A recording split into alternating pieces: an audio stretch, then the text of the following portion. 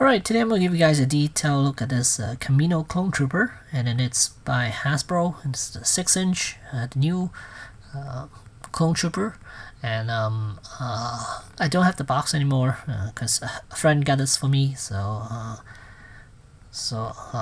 told him to ship it to me without a box. It saves on shipping, so I don't have the box to show you guys. But here's the figure, and the only extra accessories that it comes with is this long rifle.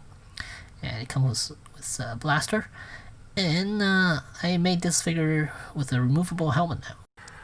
Alright, so here's the clone trooper, really nice Kamino stone clone trooper, and with these figures you can see there's a head sculpt underneath, and in order to remove this, all you have to do really is just heat up the helmet. I would say use a hairdryer for about 10 to 15 seconds. Just start spraying around it, make sure everything is soft, and then once you did that, you have to work really fast now. In order to remove the helmet, you would need to actually flip this helmet inside out. So normally, well, when I was messing with this, when I was trying to remove the helmet, I took the head off. Basically you only have the neck and the head on together, and then once you heat this thing up for about 15 seconds, 10 to 15 seconds or so, it's and then you have to work really fast, and then you just try to flip this helmet inside out. Just try to flip it inside out, and then the helmet itself, I mean the head itself is this is what it looks like. The head inside, this is what it looks like, and then it's glued only a few spots, mainly the top portion. I'll try to point out to you guys. Mainly around here, it was glued around this section right here. It's glued around this section right here, all the way around, and then a little bit towards the front. So mainly, it's this all the way across, like right there, all that section. And then once you flip the helmet inside out, and it is possible, you just gotta make sure you heat up the helmet long enough. And it shouldn't break. Mine didn't break at all. I mean, it's fully intact.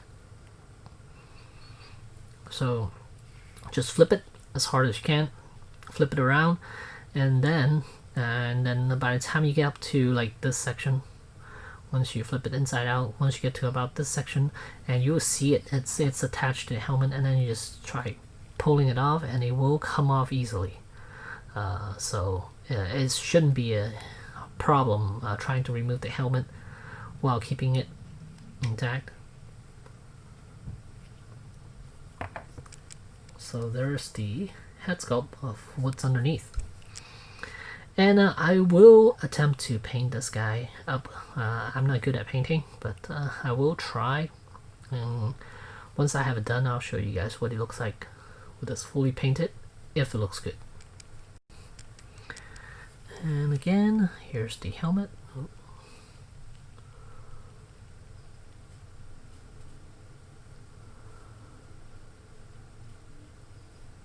And it turned out really nice. So there it is. You can even say inside it has A2 on it. I think it's written A. There's the marking of a A2 inside there. But yeah, the helmet is really nice. I like it.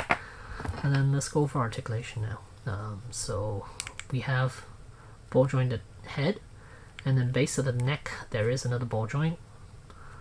So yeah, we could do a lot. And then as for the shoulders, it is on the, let me see, the shoulder pad. Can it go underneath? Nope, it cannot.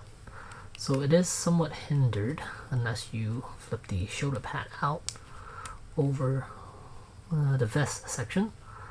Then you could get your arms up to about 90 degrees, and I believe there is, oh, there isn't, no with this one, there's no whatchamacallit, butterfly joint with this one. I thought there's a butterfly joint, but there isn't. And no bicep swivel, and then hinge elbow, single jointed. And I think people are bending this arm a little too much, which creases the elbow pad, the strap on the elbow pad, and it cuts into it. So I usually just bend it about 90 degrees because I don't really need it more than 90 degrees anyways. So I usually leave it like that, and it shouldn't affect the strap at all. I think if you force it to go over 90 degrees, it's when you cut into the strap itself. But if you just go 90 degrees, it's fine. It's not going to cut into it at all. And then as for the chest, it is on a ball joint. Good range of motion. I mean, you could go back about that much, forward, and that's about it. No waist articulation. And as for the legs, they are on ball joints. And he can lift his leg about that much. That's it. It's hindered by the thigh armor because it's so high up.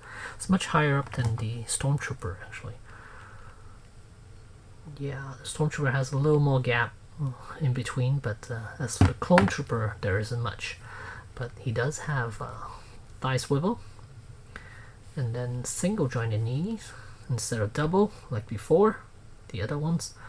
And if you're careful, you're not trying to overbend this knee here. You shouldn't be able to crush the strap there, the knee strap. So should be fine. Then as for the ankles, it's on a hinge joint, and is there a left-right pivot? A little bit of left-right pivot. Oh shoot. Yeah. So overall, I am very impressed with this Kamino Clone Trooper. And articulation wise, I mean, I'm fine with it, even though it's a little less range motion than previous version, the Clone Troopers. But this one has a head sculpt underneath, which I like. And you could put the helmet back on. Let's see, it's a tight fit too. And there you go. There's the Clone Trooper with the helmet on. Now, one thing that is not as good as the previous version, Clone Trooper, is that you can see a lot more underneath now, instead of what the Clone Trooper is supposed to have, because their helmet is supposed to cover almost everything.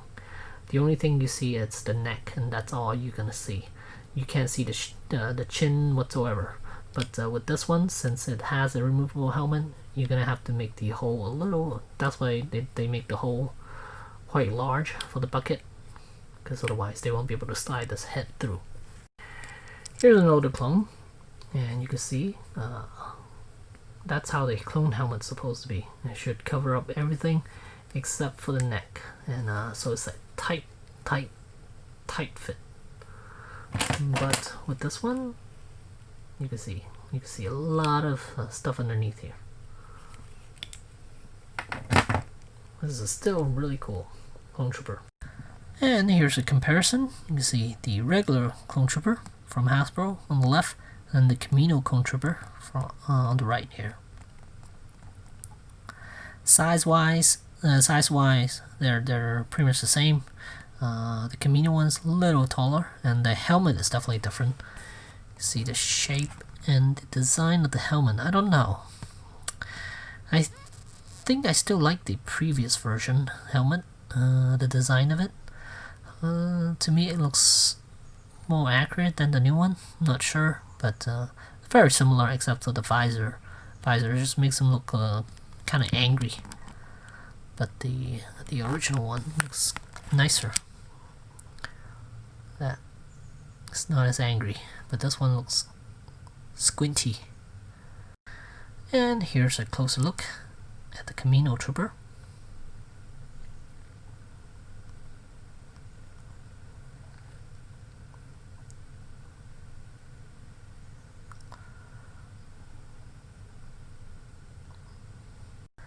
And here's the back of the figure.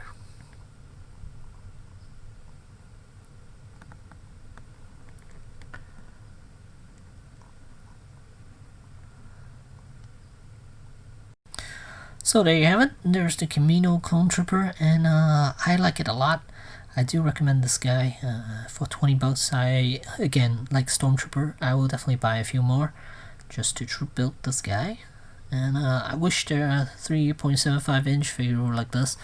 The Stormtrooper is the only 3.75-inch figure that they really upgraded.